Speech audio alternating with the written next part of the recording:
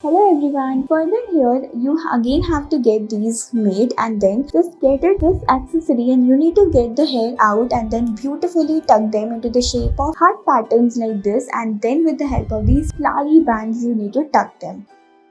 Now here again you need to get the strings, and then what we need to do, you need to just secure it in this manner, and further you need to just get it beautifully tucked in this way. You need to just get it done in this manner, and then in the end you will end up getting a beautiful lovely patterns like this.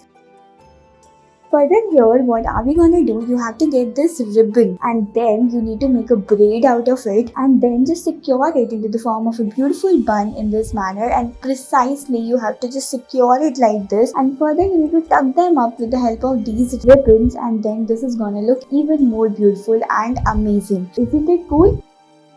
Now here what are we gonna do, you need to just secure the braids like this and interlock it in this pattern. Get a beautiful bun made, and now you need to secure it in this manner and get them beautifully tucked in this manner. Further, let's see what are we gonna do. You need to just secure the braids like this and then interlock the patterns in this manner. Quite amazing, isn't it? Thank you.